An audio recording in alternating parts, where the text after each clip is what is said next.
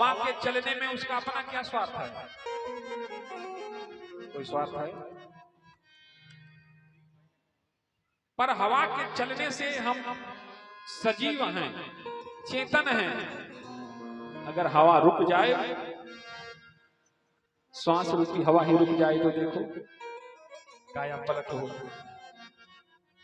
यह संपूर्ण सृष्टि चलायमान है।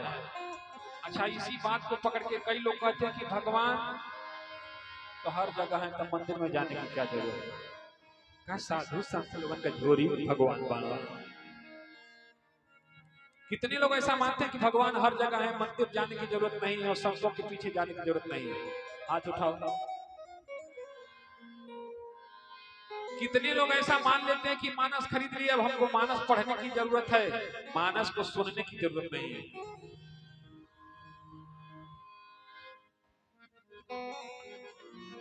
अच्छा, भगवान हर जगह है, ये कितने लोग मानते हैं? संकोच मत कर, जहां हम गाड़ी थोड़े देते हैं लोगों को, पूछोगे तो हम बताएंगे। भगवान को कितने लोग मानते हैं कि सब जगह है, हर जगह है? बस खाली 2-3 आदमी कुछ चलाको बन के आधा उठावत। देखिए, भगवान सब जगह है, तो इसका मतलब सब जगह है तो मंदिर जाने की जरूरत नहीं है। कितने लोग ऐसा मानते हैं कि अगर भगवान सब जगह है तो मंदिर और साधु संतों के शरण में जाने की जरूरत नहीं है? कौन मानता है ऐसा?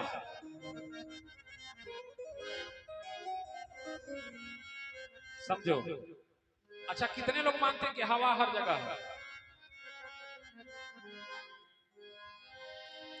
हवा हर जगह है, तो जैसे हवा हर जगह है,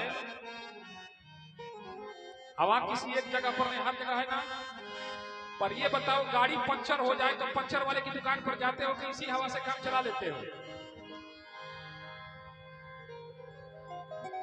हवा तो हर जगह है ना, तो फिर पंचर वाले की दुकान पर हवा भरवाने क्यों जाते हो? इसी हवा से काम चला लेते हो, चल जाएगा। क्योंकि हवा को स्टोर करके आपके अंदर प्रवेश जब तक नहीं कराएगा तब तक आपकी पंचर ठीक कैसे होगी? और जो छेद है उस पर कौन बंद करेगा उस छेद को?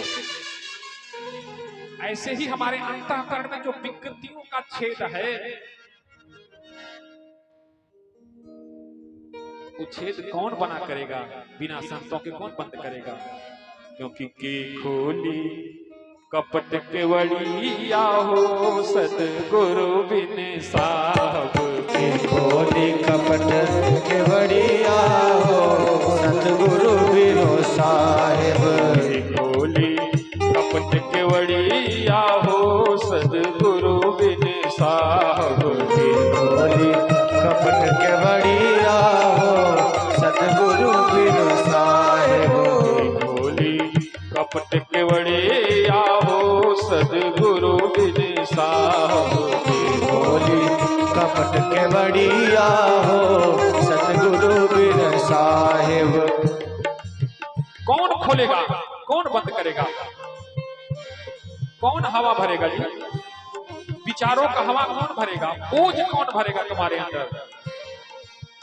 नैहर में कुछ ना सिखली, नैहर में कुछ नहीं सिखली, नैहर में कुछ ना सिखली, नैहर में कुछ नहीं सिखली, नैहर में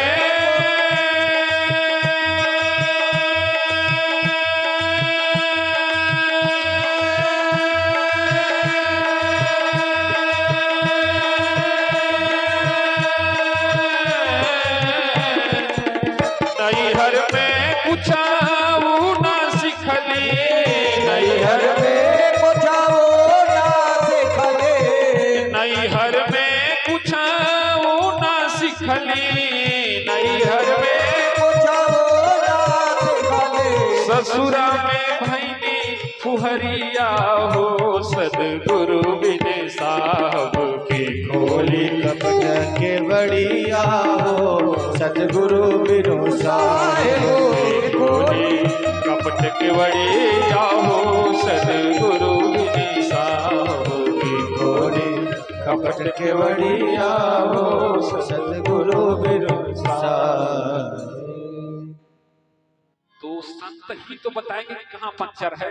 पंचर की दुकान पर जाते हो तो पंचर वाला पंचर पकड़ लेता है और उस जगह पर पंचर सटा करके जब हवा भरता है तो वही तुम्हारे जीवन की बंद गाड़ी दौड़ने लगती है। सही की गलती। ऐसे ही जब आप अपनी यातनाएं कष्ट पीड़ा लेकर के जाते हो संतों के शरण में तो संत तुम्हारे उस जख्म को भर देते हैं और फिर अपने ज्ञान का मरहम लगाते हैं और तुम्हारा रोग दूर हो जाता है। तुम्हारे जीवन की गाड़ी सरपट दौड़ने लगती है। देखो दशरथ जी को पुत्र नहीं था तो झाड़ फूक कराने गए। कहाँ गए? गुरु गृह गयऊ तुरत महिपाला। गुरु गृह गयऊ तुरत महिपाला। गुरु गृह गयऊ तुरत महिपाला। गुरु गृह गयऊ तुरत महिपाला। चरण लाग करी विनय विशाला। चरण लागी विनय विशाला। धीरज धरो आदेशित कर दिया जाओ तुम्हारा रोग दूर हो जाएगा। श्रृंगी ऋषि को बुला के पुत्रष्टि यज्ञ कराया। वचन दिया धीरज धरो होई सुतचारी त्रिभुवन विदित भगत भयहारी। तो संतों के शरण में जाकर के आपका जीवन बदल जाता है। इसलिए भक्ति में भी बताया गया कि प्रथम भगति संतन कर संगा।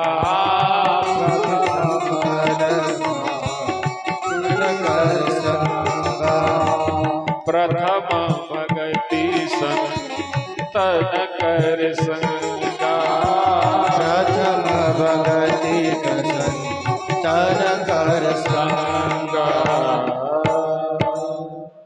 संतों की संग पा करके ही हमारे जीवन की भक्ति का बीज अंकुरित होता है।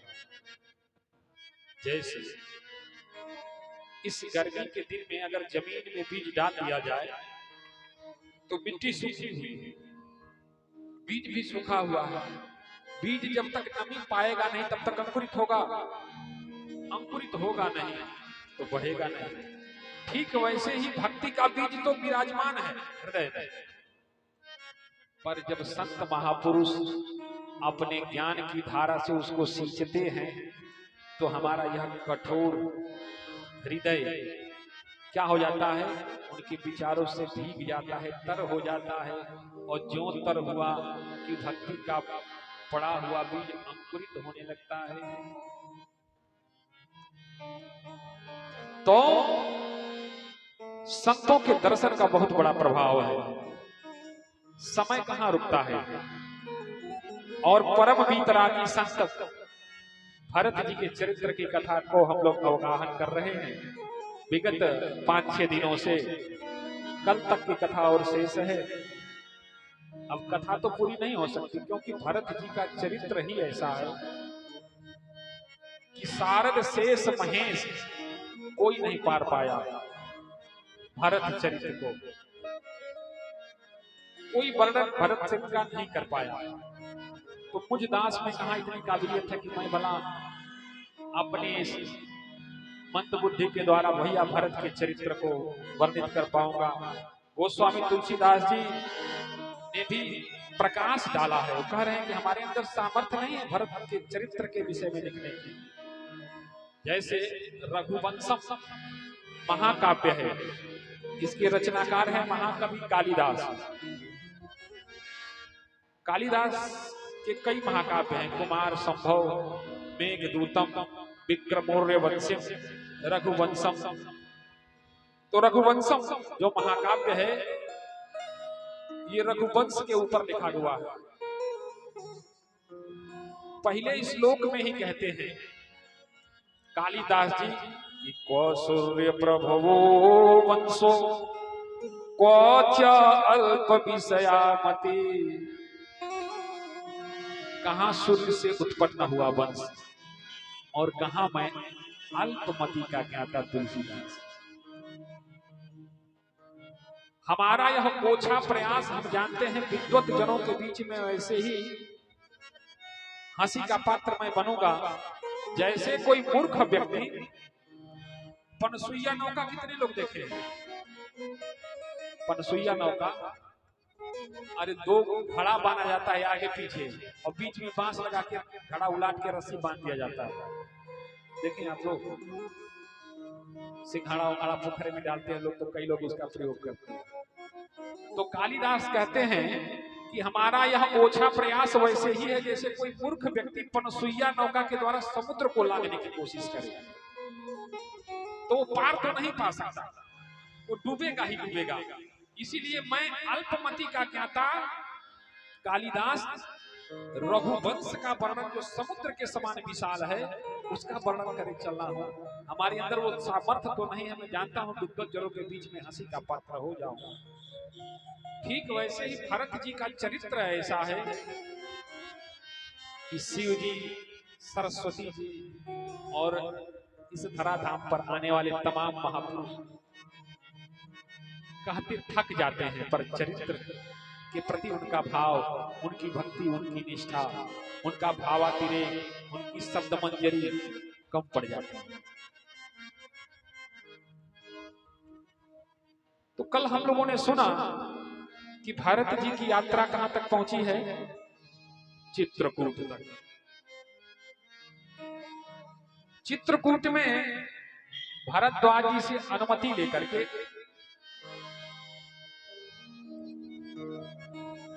अब प्रयाग में भारद्वाज जी से अनुमति लेकर चित्रकूट के लिए प्रस्थान करते हैं।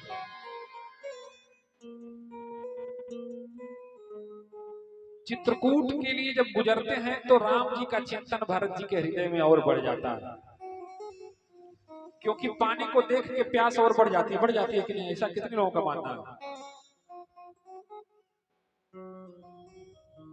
पानी को देख के जैसे कोई प्यासा व्यक्ति हो तो मन को समझा के रखता है, अरे अभी नहीं है, पर पानी जब सामने दिख जाए तो उसकी प्यास अब तालू चटकने लगता है और बढ़ जाता है। तो प्रयाग से जब चले कौन? भरत जी, तो उनका चिंतन अब राम जी के प्रति और बढ़ गया, क्योंकि जो मिलता था वो राम के मुख से गाई गई भरत के चरित्र को भरत जी से बताता था।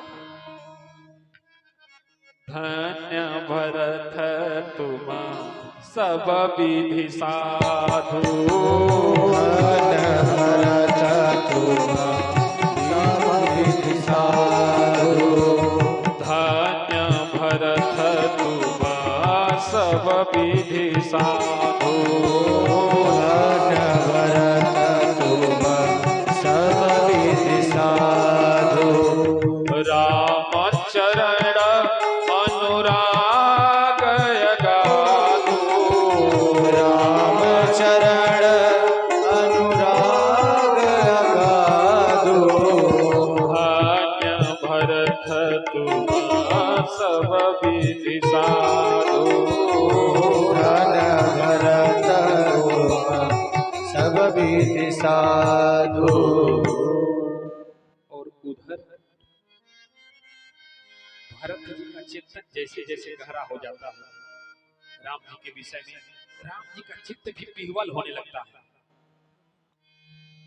जैसे सपेरा बीन बजाता है, बीन कहीं बैठ के बजाता है, पर बीन के अंदर छिपा हुआ सर्प बेचैन हो जाता है। जैसे आसमान में घनघोर घटा घेरती है और धरती पर खड़ा हुआ मोर विचलित हो जाता है, बेचैन हो जाता है, मन से नियंत्रण खत्म हो जाता है, वो नाचने लगता है, पीकने लगता है। ठीक वैसे ही भारत जी की जो तड़प है, इससे राम जी के हृदय में तरंगों का तार झंकृत होने लगता है। और जब जब उनको अयोध्या की याद आती है, रघुनाथ जी छूट छूट के रोने लगते हैं। जब जब राम अवध सुधि करही, तब तब बारी बिलोचन झरही। जब जब राम अवध